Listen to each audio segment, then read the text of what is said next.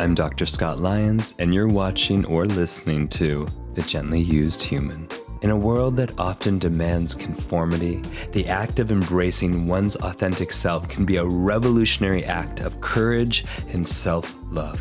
Today, we're joined by Sah D'Simone, a spiritual revolutionary, mystic artist, and international best-selling author whose journey to authenticity has been nothing short of transformative. Sah's path has been marked by battles with depression, anxiety, and addiction, yet his unwavering resilience and commitment to helping others defined his remarkable impact in the field of spirituality and trauma healing. From his grassroots work in orphanages, homeless shelters, and rehab centers across the globe to his critically acclaimed somatic-activated healing method, Sah's expertise is rooted in a deep understanding of the mind-body connection and the power of kinesthetic learning. He's also the author of the new book, Spiritually We, The Art of Relating and Connecting from the Heart. In this conversation, we'll explore the concept of authenticity as a superpower, one that allows for genuine connections and the magnetization of friendships. Sah will share his insights on the impact of code switching, the fragmentation of self, and the journey to embracing one's true identity. Together, we'll delve into the paradox of freedom, the illusion of manifesting reality, and the true values that bring meaning to our lives. Sah will challenge us to shift our mindset, embrace compassion and selflessness, and understand the power of conflict in deepening intimacy in our relationships. Tune in as we embrace the messiness, beauty, and transformative power of living authenticity. Let's get this started. Sah, my love, welcome to The Gently Used Human. I'm so happy to be cuddling with you over a microphone. That's so sweet, cuddling over a microphone. And it's so nice to see you and be here. Thank you so much for having me. Thank you. I want to get started with, Sah, I have had this question in my mind since we first met. What is your superpower? What is my superpower? God, that's a good question. You know, having this book out, Spiritually We, about friendship, I think my superpower is being able to connect with anyone. I think I really have. I mean, for fucking sure, it was a trauma response at the beginning, like people pleaser mastery. Needed to make sure that everyone and everything liked me because my survival depended on it. But I think through that trauma response, I was able to master some tools and create some degree of like spiritual magnetism that wasn't about performing for people what they wanted to see from me, but living truly authentically in a way that then I naturally, organically became magnetic. And then friendship was just like a natural thing. Does that make sense? Yeah, you are magnetic. I mean, I have watched you on other people's podcasts. I've been on yours, and it's true. You have this magnetism, like this zest for life, this like vibratory pulse that just is contagious. And I want it. You already have it. We already have it.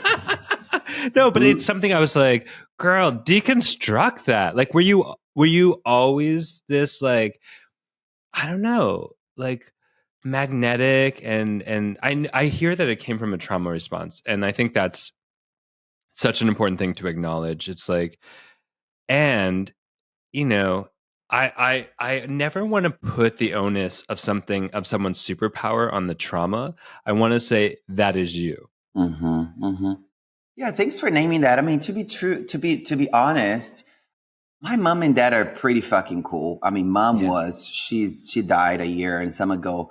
And dad's still around and they're both super cool. They were always super magnetic and cool. And they always had a lot of friends. But I do think that I have really developed capacity to genuinely connect to people because of queer trauma, because I would have to have so many different personalities.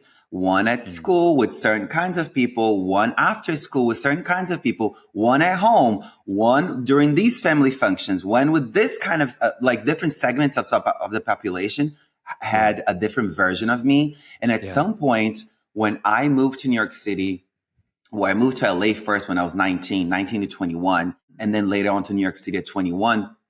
But when I left and went searching and dyed my hair and put on colored contacts and put on makeup and wore non-binary clothes. And I was just like really feeling my fluid queer nature. That is when I was like, oh my God, what was I doing? Who am I? Who am I? Because all I knew was to perform. If you're an older, straight white man, I will perform this version to you. If you're an older, whatever, I had all these ways of manipulating the way people saw me to make sure that they liked what they saw. You know, so it was this very discombobulated way of living, which then perpetuated a constant state of anxiety and a low of depression and an ongoing days of addiction. So it was very like wild. And then I think when I first went to India 10 years ago and I sat in my first ever silent retreat, things started to come up and I started to realize like, wow, I thought I knew who I was, but I really don't even know who I am. So then I spent maybe about 2.5 years wearing all white, being all like, namaste. How are you? Well, are you happy? Yes. Are you sad? Yes. There was no, like, I had no just monotone. You know, what I wrote about in the second book, the zombie zen, I was total zombie zen. And then through that process, I was like, oh my God, I've gone from being a people pleaser, not knowing who I was, performing multiple personalities to fit all the ways that people wanted me to, that I thought that they wanted me to, that was my survival mechanism, to then performing this like holy, you know, creature, to then later on. So it was around my like late 20s, like 29, early 30s that I fully feel like, so I haven't always been a truly authentic. Yeah. So that's the honest truth. I think I've always been curious. I think curiosity is something that people are really drawn to, because I don't care about not knowing things and raising my hand and asking stupid questions that people may say, I'm not asking that. I don't care. My curiosity leads to authenticity. But I think what people see today and what you see and what draws people into this, into my work is it's an ongoing practice that has really blossomed through a lot of stillness, a lot of silence, a lot of self-inquiry, and a lot of just like, what the fuck is even going on? kind of thing, you know what I mean? What is this human body? Why do we feel so much? Why do we think so much? Like all these questions that don't necessarily have answers, but how do I coexist with all that, confusion? I really appreciate you naming the many avatars that you had to form and crystallize and execute and sit in, like the you that had to sit in all these varying avatars, and we call it code switching is one name for it. But like I appreciate you just naming that, because I think so many of us are familiar with that process. And it, and there is a certain normalness of being like, okay, in this circumstance, I share this part of me. And then this circumstance, I share this part of me. But there's almost like a way you're describing as like a total variation of yourself. Like there was confusion of who the central core was that was shifting between avatars. 100, even to the way I walked. Really? And the way I moved my hands, the tone of my voice. I mean, when you look into queer trauma, this is not a foreign thing too, especially for someone who's more femme. It was like, how do I pass? How do I pass? How do I keep my survival? How do I keep myself alive without being bullied or shoved or tossed or called names or all the things, But I also want to say, though, that I think people have normalized this code switching too much. That's why they don't know who they are. That's why they don't have friends. And I want to be as bold and clear about it. And a lot of the truth that I speak is not black and white, but this truth is black and white. I think the code switching has created a culture of pretending. People don't know who they are. That's why they can't magnetize friends. That's why they don't have friends. That's why their friendships are fickle and vain and superfluous. I think if you can be your full authentic self from your cubicle to the coffee shop, to the grocery store, to the bedroom, this is when the thread of authenticity, that thread of integrity creates a life of integrity, which you don't have so much worrying Mm. going on in the background. The problem is Yeah. their minds are so exacerbated with questioning their past, questioning the ways they've acted, questioning what they said and what they did, because it doesn't match who they are at their core. So there's a lot Yeah. of this discombobulated feeling happening. Yeah. And when you do arrive at a point that you're like, I'm tired of pretending I am this person for these people and that people, are code switching, normalizing the be this person with them, be this person with that. It's like, no, arrive at a point where you are balanced and harmonious, but truly authentic you. Mm. And that takes a Mm. lot of work to get to know Woo. and to like diffuse aspects of your personality that you thought defined you, but just cause harm, and develop parts of your personality that set you free.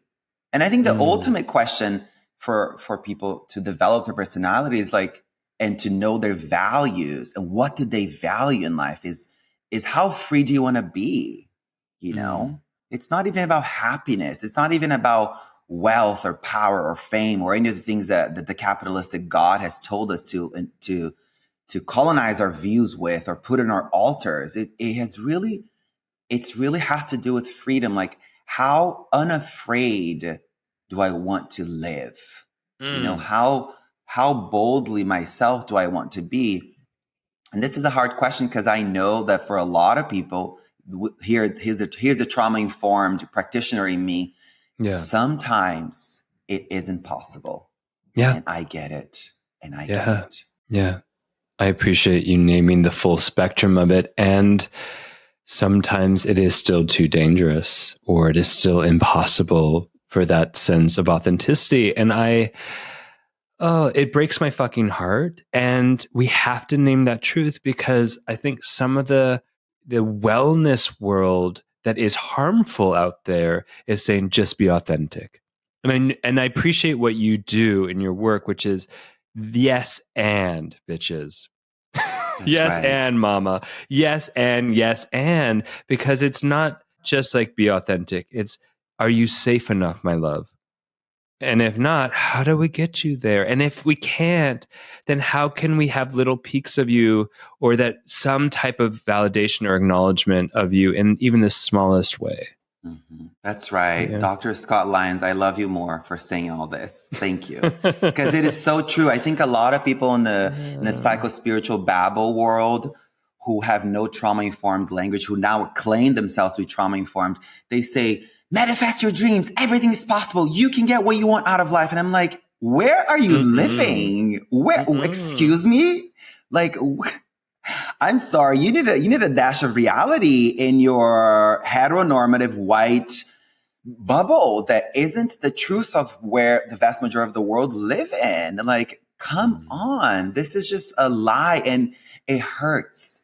It hurts when you haven't had to have queer trauma, black trauma, brown trauma, indigenous trauma, religious trauma in your I was going to say repertoire, but in your biography. Yeah. It's a different way. It's a different system that you are coming up against. Yeah. So to say that it's all possible for all people, it's really hard. It hurts people. It harms people. You know, the word privilege has to be named. I think when you Mm. are telling people that they can manifest their reality, everything that they want, you need to bring the word privilege into the mix, you know, and also understand that perhaps what people are telling you to manifest isn't really what you want. I think this copy and paste reality, I think this regurgitation of reality, this social media, I want that too reality, is stripping people away from exercising their own muscle and capacity of knowing, what do I really want out of Mm. life? What do I Mm. really genuinely value? We don't celebrate caretaking. We don't celebrate the elders. We don't celebrate nature. We don't celebrate all the things that First Nation people have put forth as a way to genuinely engage in sustainable happiness in our lives. Now, people want the big house, the big car, 3 homes, this, that, like, it's just so, the list of the wishes are so, it will never satisfy and will never suffice the God-sized hole that we're trying to fill with stuff, you know? Mm. So all of this to say, one of the main reasons, and this is one of the chapters in the book, is that people are so deeply lonely It's because of that, because they don't know what they want out of life. It's because they're looking to social media. They're looking to influencers. They're looking to this person who posts this like one segment of their life that looks really beautiful. I want that too. But what do you want? What do you value? I think a lot of people are like, I value connection. I value beauty. I value nature. But like, what about any of that? Like get nuanced, get detailed. You know, the way you laser focus detail about the things you don't like about other people. I don't like the way they pick up their fork. I don't like the way they slurp their smoothie. I don't like the way that they leave the toilet seat, blah, blah, blah. We are detailed, oriented when it comes to the things that trigger us and annoy us. Now turn that detail orientation towards what sets you free, what inspires you, what lights you up. Use that same annoying mechanics, but towards something that can set you free. And then you're going to be like, oh, wow, I don't actually care about any of that stuff that I thought I did, you know? That was such a fucking mic drop. Can we just have a moment? That was such a good reframe of our own fucking neurobiology into supporting us. Out of that, use that same technology that builds a negative bias that is intended to protect us into the way of expanding us, the way of creating something more that is sustaining. Love that. Amen. Bring it. I love it. A woman. Oh. I want to take a moment to give a loud shout out to the Embody Lab, which is one of the most incredible resources for body-based and somatic therapies. This show is all about healing, and the Embody Lab does exactly that. Whether you're on your own journey of transformation and discovery, or enhancing your skill sets in your career as like a coach or a therapist, a body worker, or really any career where you are supporting other gently used humans, the Embody Lab is your place for deep, inspiring, and impactful workshops, certificates, masterclasses, and an incredible community of like-minded folks. I love the Embody Lab, and so do so many other people that call it a platform to come home to over and over again. The Embody Lab is giving my listeners an exclusive offer, a one-time 10% off code to enhance your embodied well-being. All you have to do is go to theembodylab.com and use the code GentlyUse10 at checkout.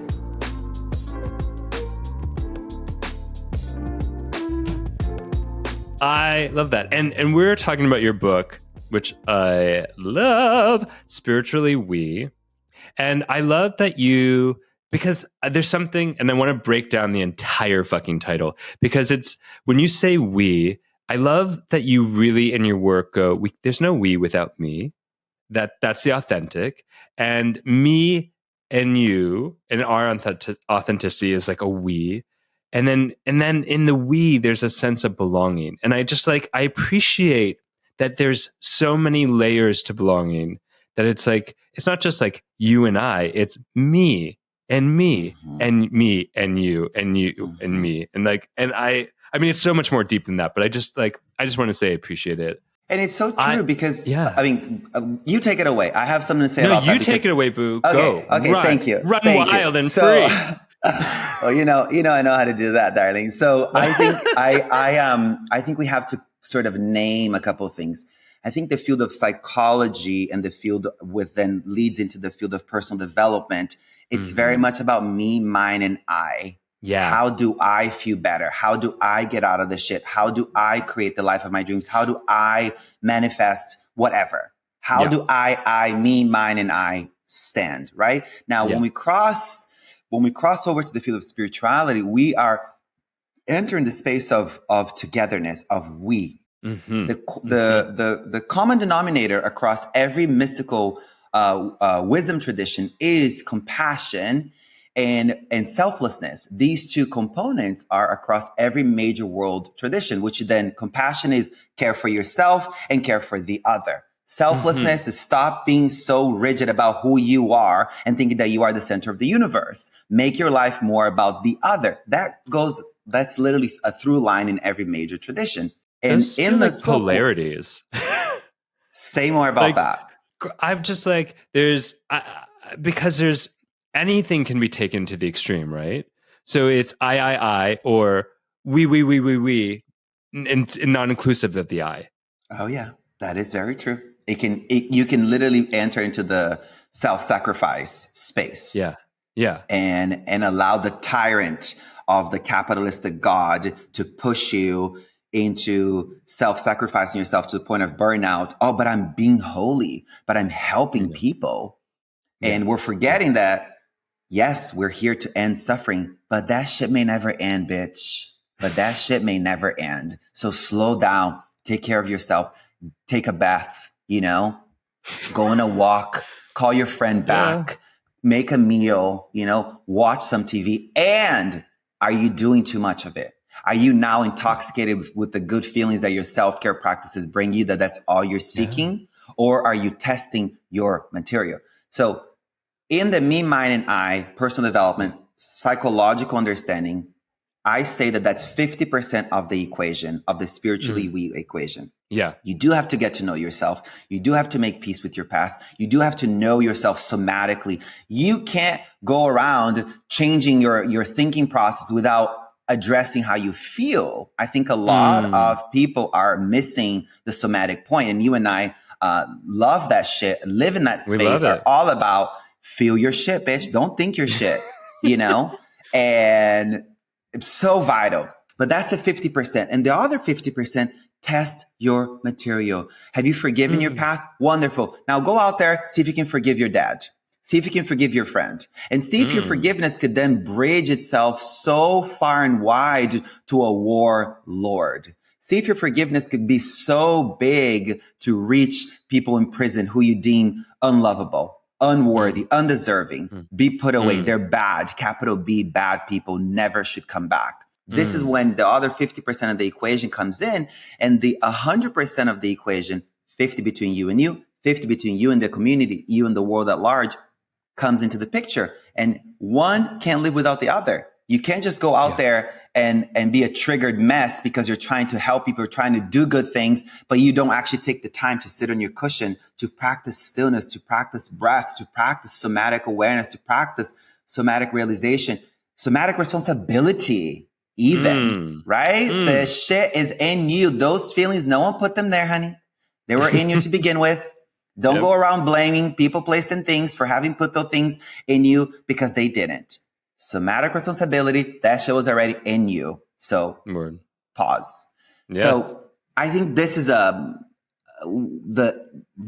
through line of the book is people are so unwilling to test their material. And in spiritually, it's very much about test your material. Okay, have you loved your body enough? Great. Now go see if you can engage with a fat body. Go see if you can engage with a black person. Go see if you can engage with a queer person. Like, are your prejudice still there? Are your bias still there? Is your ableism still there? Is your fat phobia still there? Because if it is, sorry, sister, brothers and queers of the light, you're not free. Freedom only happens in relation. Freedom is only embodied in relationship. It's in the context of relationship that true freedom can become embodied. And then no one can take that away from you. Say more. How are we defining freedom? I pull it up immediately to that page. When you're free, you're not taken by your emotions. You don't believe every passing thought. You're able to be flexible in your mindset, to give and show love freely. You're not holding on too tightly, and you're curious about life with a beginner's mind. You're able to dance with impermanence and make peace with your past, no longer ruminating on it or regurgitating it into the present. You're no longer fearful about the future. You have the ability to be able to be at ease with the fact that we're all going to die. You've made friends with your mortality. You have acceptance of the full human experience, the pain as well as the beauty. You seek facts, but welcome mystery. You're living from your values, and our values are what make our hearts come alive. It's a little something there, darling. Just a little casual. Yeah, that's something to chew on and digest and dance with. Yeah, I was just sitting there and I'm like, okay, like And I think it's an important question we all ask ourselves, because I think freedom is something many of us seek, like financial freedom, or, institutional freedom, or freedom within our marriage, whatever it is. And it's like, well, what does freedom actually mean? Because first, and when I was listening to you, and I was like, for me, freedom is not just disconnect. There is that could be preservation, like disconnecting from myself or disconnecting from pain. That's preservation, but that's not necessarily for me the same as freedom. Exactly. And so to unpack, because freedom is like I love what you said earlier. We should stop chasing happiness and move towards freedom. That's right. And then the one baseline that I want to add here too, because this was just one paragraph. I speak about all the layers and the nuance and the depth of what freedom is throughout the entire book. I sprinkled it all throughout. But in this little bit, which is something I had just highlighted, which I felt that would be the right thing to share right now. Mm-hmm. But the baseline of freedom is finding the realization that oftentimes we can't change our environment, and all we have control over is changing how we feel and think about our environment. So can you change your environment? No, but you can change your mind. So sort of arriving at that point where things are not okay, but I'm okay. Simultaneously doing everything you can to change the things that are not okay. With acceptance, with grace. So it's an entire, the word paradox comes into the book every 5 seconds, because freedom requires you to live in a paradoxical state. As I said earlier, work towards the end of suffering, and that shit may never end. But work towards the ending of it, but it may never end, So understanding that it's like if you still don't have the capacity of seeing other people for their parts and seeing people for not being their behavior as the definition of their identity, if you don't have your capacity to see more than your prejudice, you're still not working on your freedom. So can I see Sally as being selfish but also generous? Can I see whoever it is for being annoying but also creative? Could I see? And I think a lot of this leads us back to our inability to keep friendships for a long time, or to dive deep with it, because people are wanting people to play the role that they want them to play, and they're not willing to allow people to grow and change and have a season that they are annoying, or have a season that they are in preservation. We want it to always be sunshine and rainbows with specific people, or we want that friendship to always be a trauma bonding thing. But what if that person is actually fucking healing? Can she get the fucking pass to change and transform and not be an annoying, mopey mess anymore? Bless her for doing the work, But unfortunately, we are constantly holding in our minds these scripted versions of people. And if they go off the script, they're cut, they're canceled. And then it leaves us with a society where over 60% of young adults report feeling seriously lonely, where 2 out of every 5 people say their relationships are meaningless, and 30% suicide rates have gone up 30%. And then just yesterday, I was talking to a social worker in one of my units, the neurology unit at the hospital, where I'm doing my chaplaincy training. And I was asking her, how many elders, right? Because neurology, usually you're looking at an older population. Yeah. How many of the elderly people come in here without a social support, which means like family or friends? She says maybe like 60% of them. I was like, holy fucking shit, that's insane. Yeah. And then what happens? They have to be moved into a nursing home. And what happens at a nursing home? We all know, a horror story. It's not a cliche that you see in the movies. It's literally real life. Yeah. The nursing homes are historically understaffed, underfinanced, and those who can pay the high dollars to go to a fancy nursing home is the very few. The vast majority of us are in the system where we're entering the nursing home that's available to us because of our insurance, if we even have insurance. So people are not prioritizing connection. They're not prioritizing friendship. And that leads them to enter these later years of life where friendship is inevitable without it. You know, we're not trying to stay connected to our parents, to our grandparents, to our friends. Everything is so like, what can this person give me? You know, what am I learning from this? It's really transactional. It's so transactional. It doesn't have this grace and patience and allow things to blossom. We're forgetting that, like nature takes time for things to grow and bloom and blossom and sprout and be a harvest. We want everything to be now. Amazon Prime the fuck out of friendship is keeping you fucked up, you know?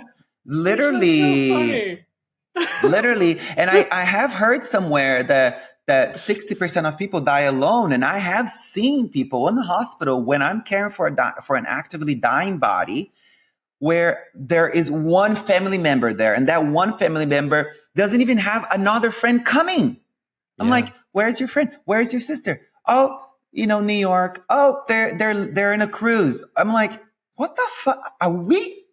I think I'm being pranked when I hear these things. I think it's like a fucking prank that people are pushing me to my edge, but it's not. It's their actual reality. And when I used to take my mom to chemotherapy, I used to see in those hallways people after people sitting there with their big fucking 7-Eleven soda, watching TV or on their phones and getting chemotherapy.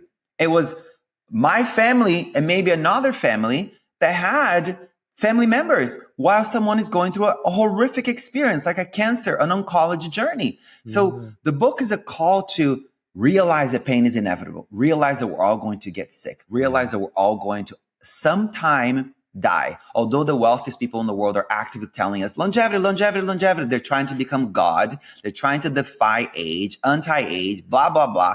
But the truth is, honey, we've seen some of the most wealthiest people in the world, some of the most powerful people in the world die. That bitch is in the fucking ground. Dead, honey. And guess what? They're not coming back. So this is important. It's a call to end the loneliness epidemic so you don't go through the hardest times of your life alone. You know? And I didn't write this book with the context of doing this training in the hospital. Yes, I was already working with unhoused community. Yes, I was already working in homeless shelter and orphan centers and rehabs. But the hospital setting, it's a new context that has blown my mind and made the message of this book even more vital than ever, you know?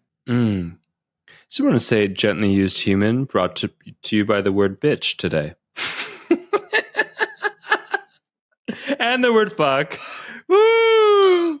That's you started it, okay? I was waiting to see. It. Did I start it? Did you start it? I was like, I'm waiting to see how. Okay, yeah. If you go there, I'll go there, honey. Because you know me, it walks out of my mouth with love. It's a love term, and I actually really and it's funny because I hear you say it, and it's such a term. I mean, maybe because we both grew up in the same like queer culture, but it's like such a term of endearment to me. Like it's so funny how certain words exist in that way of like, and on one side they are both graphic and could be cruel, and on another it's like a term of closeness. Like talk about friendship. Every time you call me bitch, I'm like, oh, I love you too. Oh, you're it's so funny sweet. Like that. I love that. Speaking of, there is a chapter that when I read, just even the title alone made me giggle and just so joyful. And because I just thought it was such a great title to begin with and then a great chapter. But Conflict is for Lovers. Babe, I love that title. And I hope that to be your next entire book is called Conflict is for Lovers. It's just such a good, hard truth. Girl, rupture and repair is part of being human. But guess what? We're not trained. We're not trained in it. We think that relationships are meant to be, you know, always easeful, always chill, always cool, always sweet.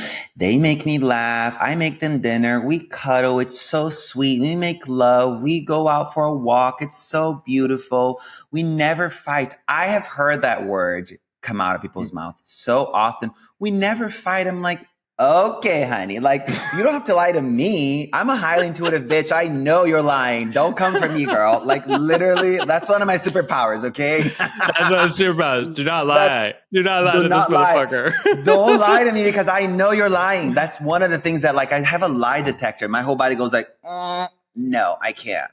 I think that's part of being somatically attuned. I will say, like, I think the more somatics you do, the more you become a human lie detector because you're just like, you feel truth as a vibratory clarity from someone else's body. And when it's not there, it is like so clear. It is just Oh so my clear. God.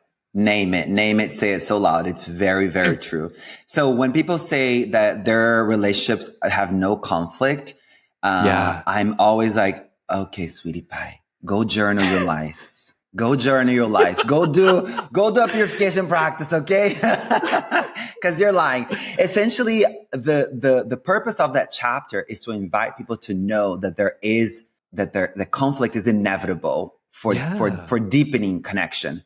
And you also have to then make a choice to understand that in the book, we talk about Dunbar's research, which shows that there is 150, that cognitively he speaks about, we can only truly cognitively know 150 people.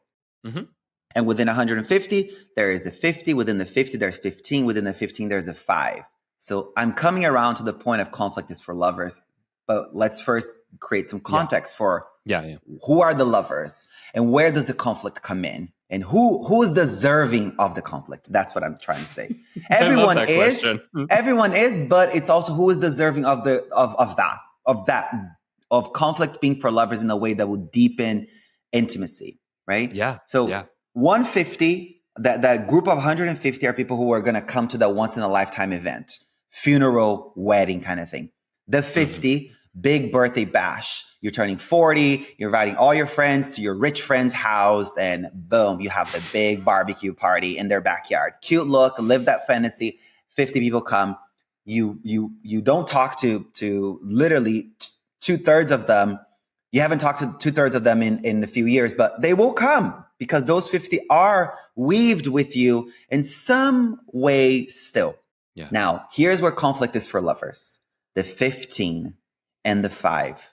The 5 encompasses family, so partner, kid, and maybe 1 or 2 best friends in there. And then the 15 are the people who will fly across the world when your mother dies and sit in a couch with you and not say a word for 3 days and make you chicken soup. I've had that happen. Friends coming from Colombia, friends coming from India, Nepal, from New York, from Florida, from wherever, showing up, literally, or friends flying from America to Brazil to be with me at my mom's funeral on the drop of a hat. Hey, my mom died. Can you be here tomorrow? The funeral's at 9 a.m. I'm on my way to the airport right now. Arriving in Brazil without fucking clothes because they literally packed up their wallet and cell phone and drove to the airport on the dot. And I feel the emotions of that moment welling up. But these are the people. So when conflict arises in the 5 and the 15, we really want to work towards the 5, deepening the connection with the 5. But the 5 and the 15, they kind of dance together, right? And sometimes someone who are in the 5 go off to the 15. Some in the 15 go into the 5. Sometimes we withhold conflict is for lovers mindset because we're afraid of deepening. We're afraid of letting someone who is in on the 15 into the 5. Or sometimes someone who's in the 50, you may have conflict with them, or you may have had all these conflicts with them, but you've done a great job of ignoring, suppressing, neglecting, just being like, oh, she's just being her. And, we see each other when we see each other. Love you, mean it, bye. But but there's a yearning in your heart, a longing for that connection. You've always longed for you and Sally to be closer, but you haven't been because you're not willing to understand the conflict is for lovers. So perhaps there is a welcoming to a conflict so the relationship can deepen. In the book, there is specific ways of addressing conflict. One that I want to invite people to understand is what we speak about in the book, conscious communication.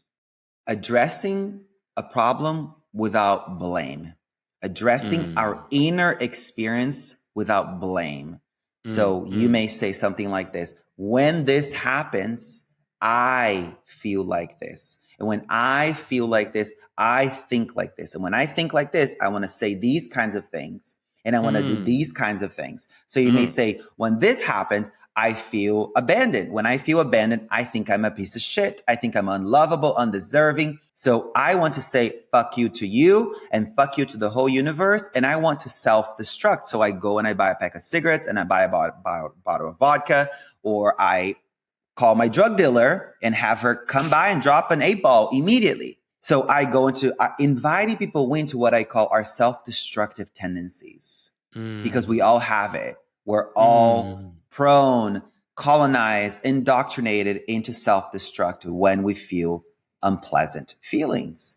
We are not trained to restore, to come into the body, to be with the feeling. We want it to go away. And the way we want it to go away is oftentimes by pushing it away. And I speak about this in a book too. I think this way of relating to our innermost world, our feelings, with this punitive approach, has to do with the collective hallucination that we're all part of, pointing the finger now to the industrial prison complex that says, if someone's punished long enough, they can become good again. And because this is happening culturally, it's happening in here too. So you're doing that to yourself. Am I making sense? Yeah, I'm with you. Good. And conflict is for lovers. Two sides. Invite someone in to understand your self-destructive tendencies. Invite someone in to understand how you feel, think, and react. And invite someone, and then invite yourself in to relating to somebody when they fuck up without a punitive approach, through a restorative approach. So conflict is for lovers. We go through that. We talk about the industrial prison complex, and we talk about the inviting people into your inner world. And it will be interesting. I always say, when you do it one time, when you invite someone into your inner world, when you show them your self-destructive tendencies, when you really say, this is how dark it gets when that happens, like 9 out of 10 times, one time you do it, that person will soften.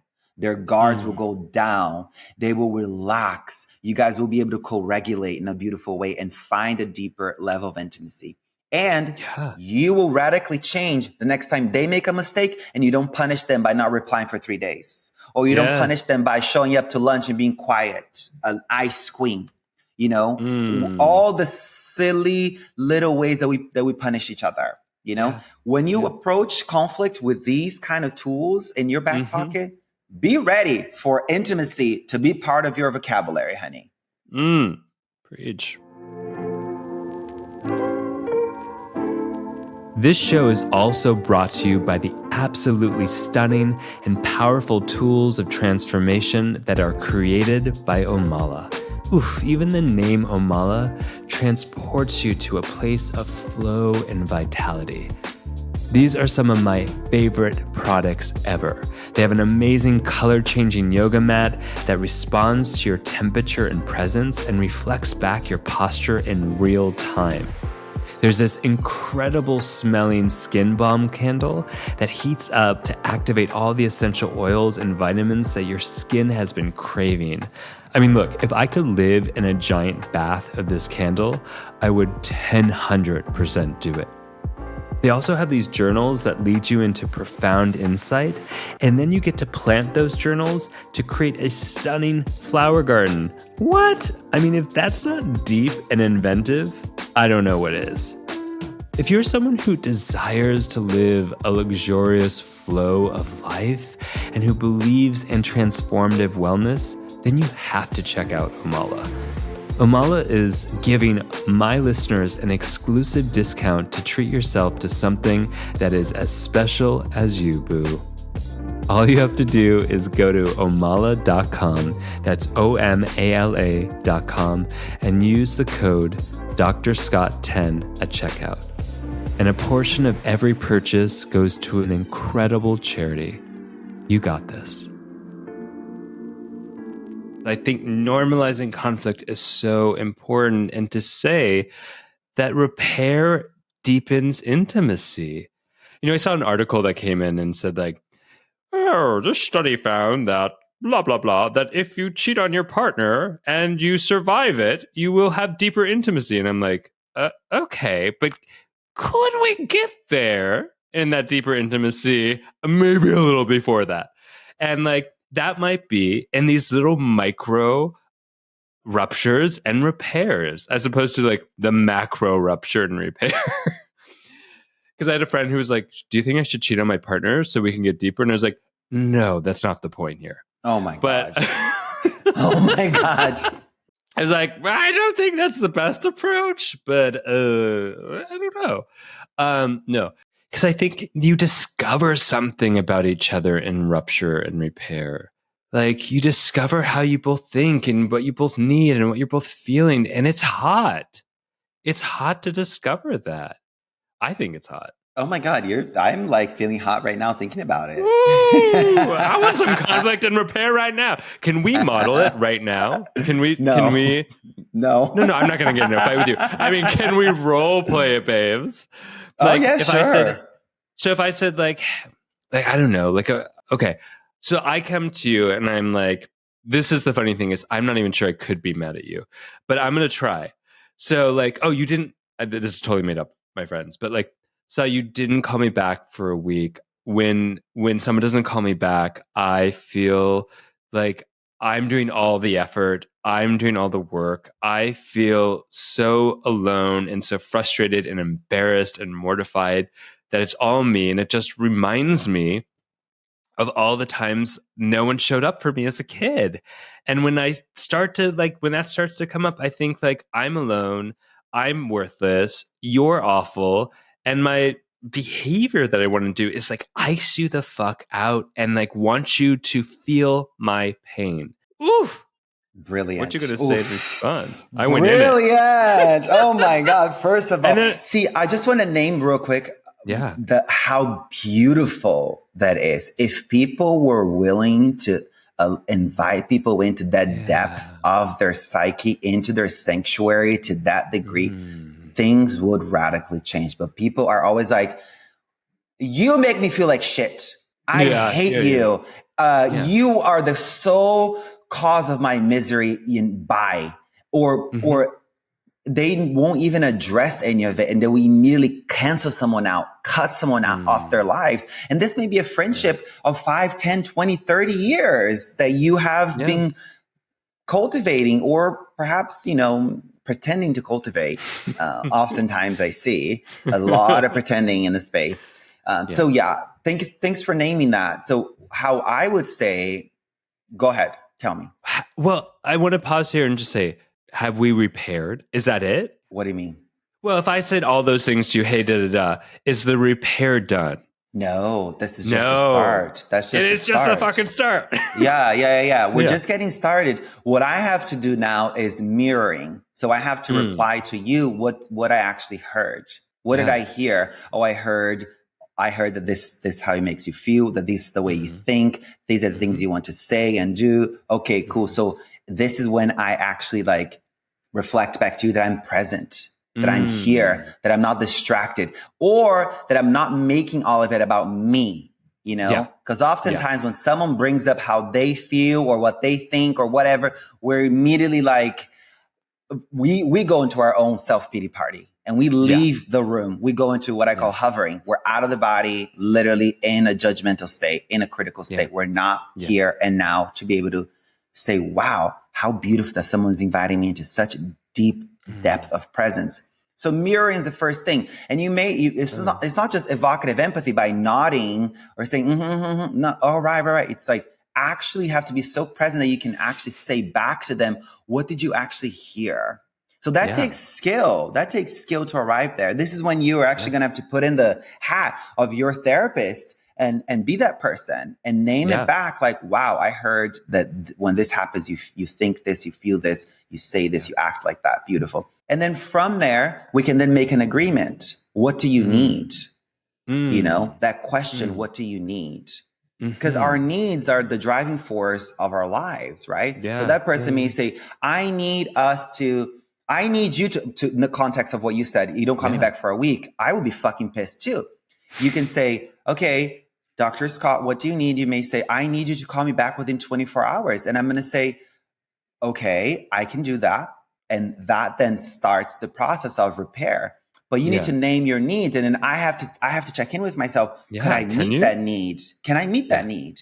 Yeah. You know what? And if Dr. Scott Lyons is part of my core 5, I will 100% call you back.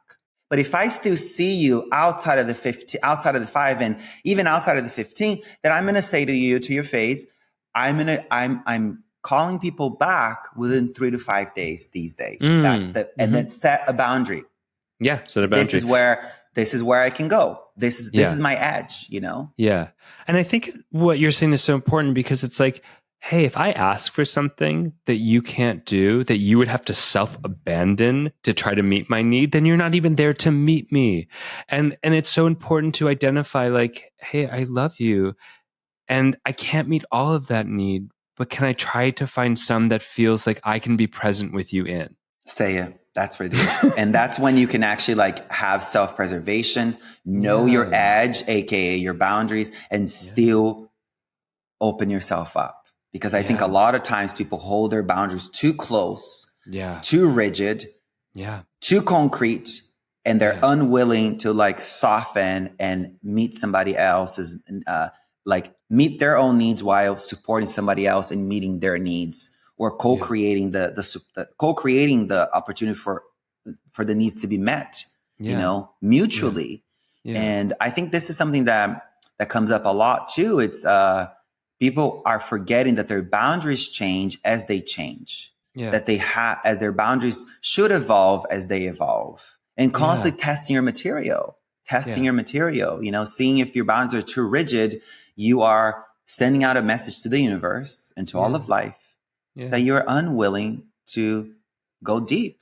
You're unwilling to have connection, because if your boundaries are too rigid, you're actually walking to the universe saying conflict is not for lovers. You know, I show my love language is conflict with you, except I don't have much conflict ever with you. Fuck, I gotta get some. Yeah. You know, I want to zoom out for a moment, because the book is so powerful, and I'd like you just to share with everyone, like, look, you're prolific. You got a lot going on. You're doing a lot of things in the world. Why this book? Why right now? Thank you. For you. Yeah. So 2 things come up. First, there was a time in my life that people didn't call me to cry on my shoulder. And I felt like, okay, they call me to go out at least. Fine. You know, they call me to get drunk and high. Let's go out and let's be fabulous. Fine. I'm that girl that they call for that. Cool.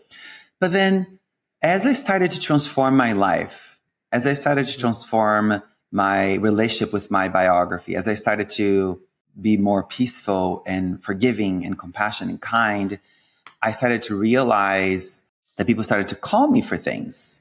And it was like, let me cry on your shoulder. And I then started to soften so much that I could actually, you know, let people in to my inner world, and I could cry on their shoulder. So there was like a transformation there. But I noticed there were very specific things that had to be done for me to arrive at that place.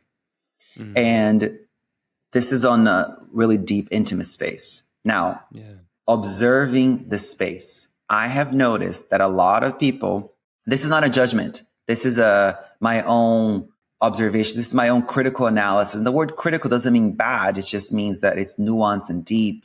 I started to watch people in my own space, right? Psycho-spiritual, somatic, social justice, activism. And a lot of people are prolific at doing, at impacting, at creating. But when it comes to their relationships, these intimate moments, it was kind of hard to like be present with people. I noticed that they were so busy that they prioritized busyness and impact and work, so little connection. And there was always this view that like, I will focus on relationships and friendships later. Once I do X, Y, and Z, once I make this amount of money, once I help this amount of people, once I do X, Y, and Z, I will then have enough time to be able to deepen friendships and connections. And I will work on that 5, and I will work on that 15. And I have no idea who the 50 or 150 are. whatever.